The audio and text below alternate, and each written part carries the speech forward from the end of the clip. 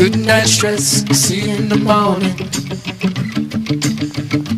I don't gotta guess, you're always there for me. Sowing them seeds of doubt, I think you like seeing me freak out. Good night stress, see you in the morning.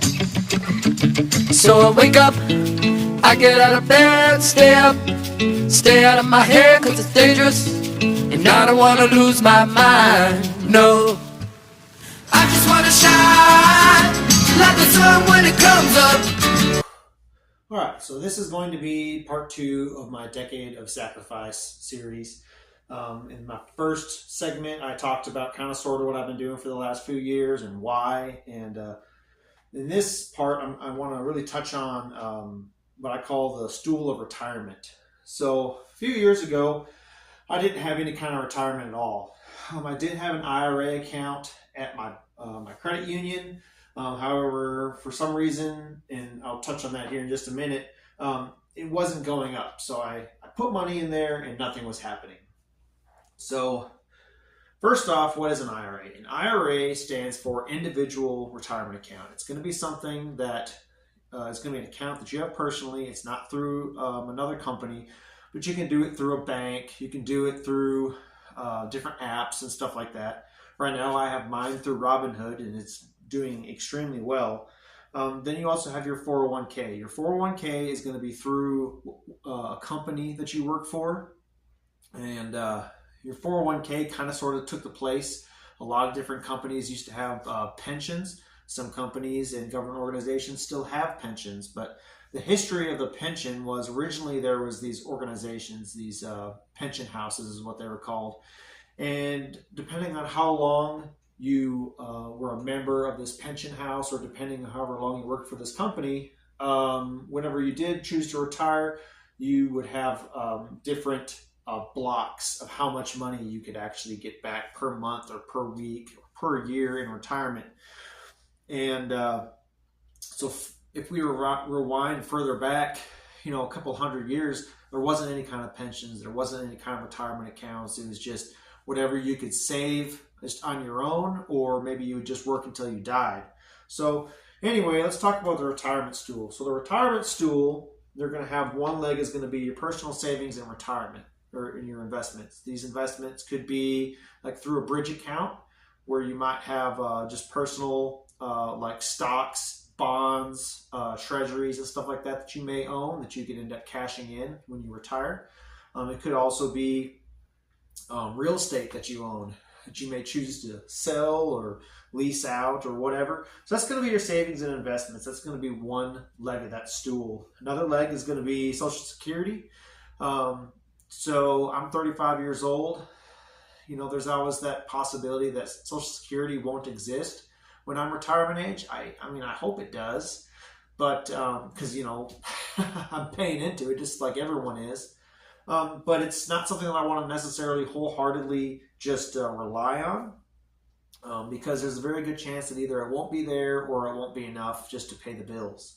And then, of course, that last leg of the stool is going to be my retirement accounts, like my 401k, IRA. Now, you're allowed to actually have both. You can put approximately, I believe right now this year, it's $23,500 into your 401k in a calendar year. You can also put $8,500 a year, a calendar year, into your IRA. You can have both, or you can have them by themselves. You can transfer funds back and forth from one to another. So, for example, I'll use personal experience. So I used to work for a company. I built up a little bit of money into my 401k. When I say a little bit, it was less than $20,000. And whenever I moved to my new company, I had the option of either rolling it over into my new company 401k, or I could roll it over into my IRA. So I cashed out my IRA at the bank, or the credit union that I had, because again, it wasn't growing. And as it turns out, it's because the bank officer that had signed me up for that IRA really didn't know what they were doing, hadn't been properly trained. So they put money into an IRA for me, but we never invested that money. And I didn't know enough at the time to kind of push the issue. So whenever I opened up an IRA with Robinhood, I took that money from there. I also took the money from my old 401k. I put those into my IRA. Excuse me. And they've been growing ever since and been doing great, by the way. I wholeheartedly recommend opening an IRA with Robinhood. I mean, they're killing it. So anyway, that's going to be your retirement stool. So basically the thought process is the more legs you can add to your stool, the more stable it's going to be. So say, for example, Social Security goes away. I still at least have 2 legs of my basic stool. Say, for example, if I have little to nothing for my savings and investments in my brokerage account or real estate or whatever, I'll still at least have Social Security or my personal retirement. So that's kind of sort of the thought process. If y'all have any further questions, just go ahead and drop them in the comments. I might make a video in the future about it. And just to kind of finish off this video, I just want to talk about my my plans for the future. So right now I'm really just kind of throwing as much as I can at my retirement. I'm trying to get up to that coveted $100,000 number, because the faster I get to that number means the faster I get to back off the gas a little bit and focus on other parts of my financial strategy. Once I get to about $100,000, then the interest from those accounts is pretty much going to start putting more money into my account than I would be doing it just by putting money in from my paychecks. So I'm really working on that. I should be there, I believe, by the end of next fall. After that, I really want to open up my own company. I'm kind of sort of thinking about a couple different things. I might do like a service-based company, security or something like that. I might do like something real estate based. So leasing equipment, leasing housing or shop space or warehousing or something like that.